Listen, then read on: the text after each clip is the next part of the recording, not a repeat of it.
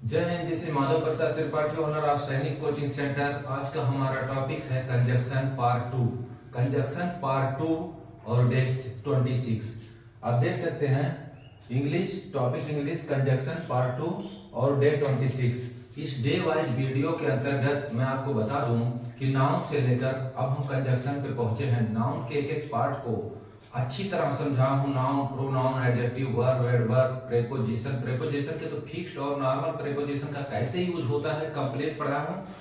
अगर आपको देखना है और सीखना है इनको तो आप हमारे प्रीवियस वीडियो कॉन्सेप्ट को जरूर देखें। तो चलिए बिना टाइम वेस्ट किए शुरू करते हैं कंजक्शन। कंजक्शन क्या होता है ये जान लेते हैं। दो या दो से अधिक शब्दों को जो जोड़ते हैं उन्हें क्या कहते हैं? कंजक्शन। डिफिनेशन पे आज नहीं जाएंगे क्योंकि ये पार्ट 1 नहीं पार्ट 2 है। ठीक, तो पार्ट 2 में हम देखते हैं। अब आप बिल्कुल माइंड और बॉडी कंसंट्रेट करिए। बहुत बेहतरीन टॉपिक है। इंग्लिश कितनी भी आदमी सीख जाए लेकिन बोलने में हिचकिचाता जरूर है अगर उसे कंजक्शन का प्रॉपर नॉलेज नहीं है। बड़े से बड़े सेंटेंस अगर आपको बनाना है तो कंजक्शन आपको पक्का अच्छी तरह you should be aware about the conjunction. तो चलिए कंजक्शन को देखते हैं।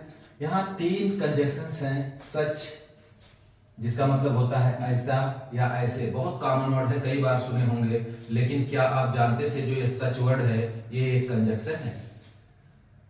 कोई बात नहीं, अगर जानते थे तो बहुत अच्छी बात है, नहीं जानते थे तो आज जरूर जान जाएंगे। नेक्स्ट है सच एज, जैसे कि। और जहां जहां सच एज का यूज होता है वहां फॉर एग्जाम्पल या इजी भी लिख देते हैं। नेक्स्ट है इन सच अ वे। इन सच ए वे मतलब इस तरह से। तो पहला है सच, जिसका मतलब है ऐसे। नेक्स्ट है सच एज, जैसे कि। और जहां जहां सच एज का यूज होता है वहां वहां इंग्लिश बोलते समय आर आप फॉर एग्जाम्पल का भी यूज कर सकते हैं। ये कब करेंगे, कैसे करेंगे, इन सेंटेंस के माध्यम से आप बहुत बेहतर समझ जाएंगे। बहुत छोटा यूट्यूब कॉन्सेप्ट है और बहुत ही सॉलिड पॉइंट्स हैं। नेक्स्ट है इन सच ए वे, इस तरह से। ठीक है, तो इसको हम कैसे बनाएंगे? इस सेंटेंस के जरिए हम आपको अच्छी तरह समझा रहे हैं। जैसे लिखा है ऐसे लोग कहां होते हैं। पहले एक सेंटेंस को देखते हैं, ऐसे लोग कहां होते हैं। मैं बताता हूं, जब भी आप कोई सेंटेंस बनाते हैं तो बनाने से पहले 3 चीज जरूर कंफर्म करिए। पहला टेंस, दूसरा सब्जेक्ट, तीसरा ऑक्सिलरी वर्ब। अगर ये 3 चीज आपको मिल जाता है तो सेंटेंस बहुत आसानी से बन जाता है। लेकिन यहां देखिए क्या लिखा है, ऐसे लोग कहां होते हैं। आपको याद होगा कि ता है, ती है, बचपन से पढ़ते आ रहे हैं या आप कभी भी ग्रामर पढ़ेंगे तो प्रेजेंट इंडेफिनिट के पहचान में ही आता है कि ता है, ती है, ते हैं। ठीक है, और वही अगर इंट्रोगेटिव में है तो WH family does oblique do, subject, verb और ऑब्जेक्ट। लेकिन आपको मैं बता दूं यहां मैंने लिखा है व्हेयर आर, तो कभी भी जे मान का तो यूज होता नहीं। कंजक्शन के साथ साथ थोड़ा सा हम इस पे भी ध्यान देंगे टेंस और सेंटेंस को, जिससे बेहतर समझें और कोई भी डाउट ना रह जाए।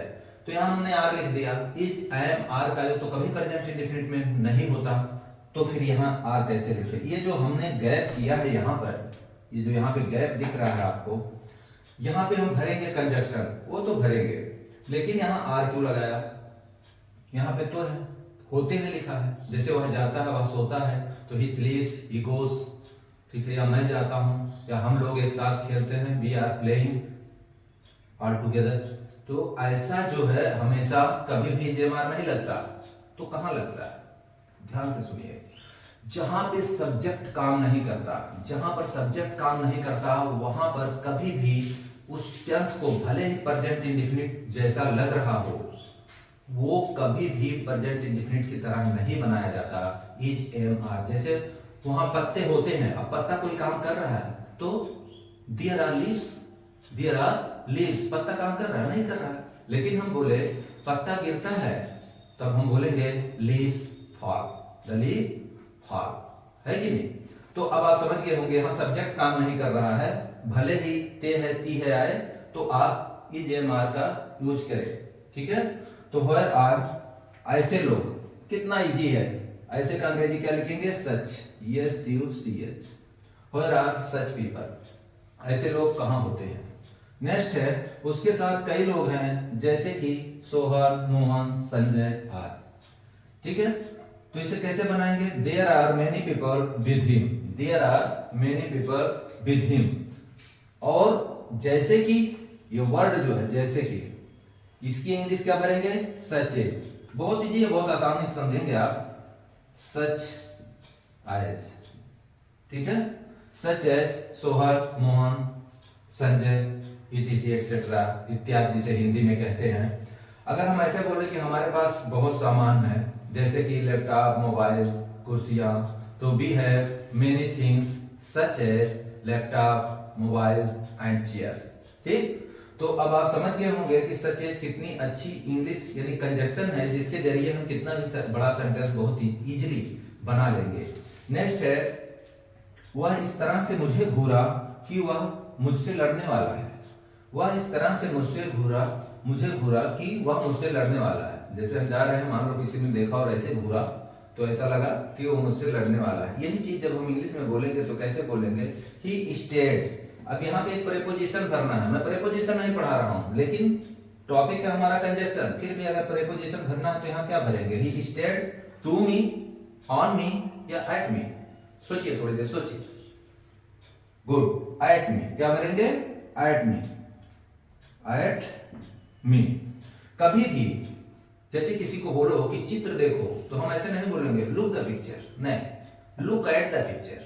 ठीक है, क्योंकि प्रीपोजिशन के YouTube कॉन्सेप्ट में मैंने ये चीज बताई है, तो आप मेरा प्रीवियस वीडियो डे 25 देख सकते हैं, वहां पे मिल जाएगा। तो स्टेट एट मी।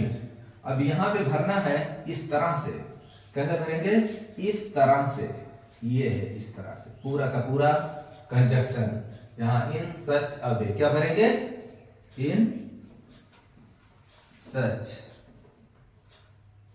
इन सच अ वे। ठीक है, he stayed at me, he stayed at me in such a way। At का यूज कहां कहां होता है थोड़ा सा देख लीजिए। भले ही कंजक्शन है, प्रीपोजिशन मोस्ट इंपॉर्टेंट चीज है, और साथ में ये भी कभी भी जब आप मान लो वह चिड़िया पे निशाना लगाया, चिड़िया पर निशाना लगाया, पर वहां पे भी आपको बोलना है कि he aimed कहां पे? At the word. ठीक इसी प्रकार लुक के साथ, स्टेयर के साथ आप एट का प्रयोग करते रहिए। तो he stared at me in such a way that. अब दैट मतलब तो हो गया कि वह मुझसे लड़ने वाला है। और लड़ने वाला है, ये जो वाला वर्ड है इसकी इंग्लिश होती है अबाउट टू।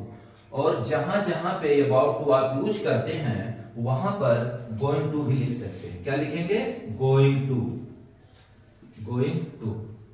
जैसे थोड़ा सा इसको देख लीजिए, वाला की अंग्रेजी। जैसे मैं जाने वाला हूं, मैं जाने वाला हूं, तो I am about to go. और अगर ऐसा बोला जाए कि मैं जाने वाला हूं, अबाउट टू की जगह क्या लगाएंगे? गोइंग टू भी लगा सकते हैं। तो कैसे बोलेंगे? I am going to go. अब सुनने में ऐसे लगेगा कि कौन सी अंग्रेजी है?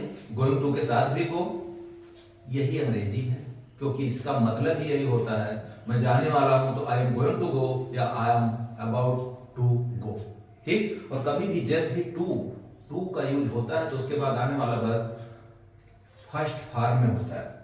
तो यहाँ पे वाला की अंग्रेजी ज्यादा डिटेल में ग्रामर के अगर ना जाएं तो आप अबाउट टू या गोइंग टू का यूज वाला के लिए कर सकते हैं। वाला के लिए अबाउट टू और गोइंग टू दोनों का यूज कर सकते हैं। और यहाँ पे दैट ही, ठीक है, तो यहाँ पे क्या भरेंगे? That he. अब ये क्या लिखा है? है की अंग्रेजी तो मुझे नहीं बताना पड़ेगा, आपको आता होगा। है की इंग्लिश क्या भरेंगे? इज, एम या आर। थर्ड पर्सन सिंगुलर के साथ हम इज ही लिखते हैं, लेकिन मैं क्या लिखने जा रहा हूं, थोड़ा सा आप अभी थोड़ी देर के लिए इसको भूलिए। वाज, ही वाज लिखना था, इज क्योंकि यहाँ पे है हमने लिखा वाज। अगर हम इज लिख देते तो ये सेंटेंस रॉन्ग हो जाता। क्यों रॉन्ग होता? ध्यान से सुनिए। जब आप डायरेक्ट इनडायरेक्ट की तरफ अगर थोड़ा सा लेके चलेंगे हम, तो आप समझ जाएंगे। कभी भी जब सेंटेंस आपका यहाँ पे पास्ट इंडेफिनिट में हो, ठीक है, पास्ट इंडेफिनिट में है, तो बात कब की हो रही है? पास्ट इंडेफिनिट यानी पास्ट टेंस की बात हो रही है, पास्ट इंडेफिनिट टेंस की, तो यहाँ वर्ब का अगर सेकंड फॉर्म लगा है तो आप ऐसे तो नहीं कह सकते कि वह मुझे इस तरह से घूरा कि जैसे वह मारने वाला है। हिंदी में तो बोलेंगे आप वाला है, लेकिन इंग्लिश में लिखा नहीं जाता। क्यों? क्योंकि ये जो बात थी उसने घूरा आपको, घूरा, ठीक है, जैसे वो मुझे मारने वाला है। और जब भी दैट का यूज किया जाता है, ये दैट का यूज करते हैं आप, तो वो इनडायरेक्ट में आपको किसी और को बताना है, इनडायरेक्ट में आपको किसी और को बताना है, तो वो जहां पे इज होना चाहिए, जहां आप हिंदी में इज बोलते हैं वहां पे हम वाज लगाएंगे, ठीक है। अगर ऐसे हो कि आप मुझसे इस तरह बात किया कि जैसे वह मुझे पीटने वाला, तो हम कैसे बोलेंगे, he talk to me in such a way that he is नहीं, ही वाज अबाउट टू या गोइंग टू बीट मी। ठीक, अब समझ गए होंगे आप। कभी भी दैट का यूज करिए तो देखिए कि अगर ये पास्ट में है तो यहाँ कभी इज मत लगाइएगा। उम्मीद करता हूं आप समझ गए होंगे। तो ये 3 सेंटेंस थे, एक बार अगर रिवीजन कर लें आप तो ध्यान से देखिए। इस कंजक्शन के 3 पॉइंट हैं, सच, सचेज, ठीक है, सच मतलब ऐसे, सचेज मतलब जैसे कि, ठीक है, इन सच ए वे, इस तरह से। तो यहां से लेकर यहां तक मैंने आपको पूरे डिटेल में बता दिया। हाँ, यहां मैंने बताया था कि जैसे ये है, उसके साथ कई लोग हैं, जैसे कि सोहन, मोहन, संजय। आप तो मैं बताया जहां जहां आप सच एज का यूज करते हो वहां वहां आप लिख सकते हो फॉर एग्जाम्पल, फॉर एग्जाम्पल, ठीक है, ऐसे भी आप बोल सकते हो। There are many people with him such as, या for example Sohan, Mohan, Sanjay etcetera, ठीक है। अब ये फॉर एग्जाम्पल यहां पे देखेंगे आप इजी लिखा हुआ है। क्या आप जानते हैं, क्या आप जानते हैं कि ये जी का फुल फॉर्म क्या होता है और कहां से निकला है? ई और जी, इसका मतलब भी होता है फॉर एग्जाम्पल ही ये है, ठीक है। यहाँ पे फॉर एग्जाम्पल लिखा, शॉर्ट में इजी लिखते हैं, लेकिन इसका फुल फॉर्म फॉर एग्जाम्पल नहीं होता। होता क्या है, लैटिन भाषा में उससे बोलते हैं EXEMPLI, सिंपली ग्रेसिया, GRATIA, ठीक है। इसका फुल फॉर्म क्या होता है इसी का, एग्जाम्पली ग्रेसिया, एक लैटिन वर्ड है। तो टॉपिक हमारा वो नहीं है, लेकिन यहाँ लिखा है तो बताना मेरा फर्ज है, ठीक है, इसलिए मैंने आपको बताया। तो इसे जरूर नोट कर लीजिएगा, एक नॉलेज की बात है।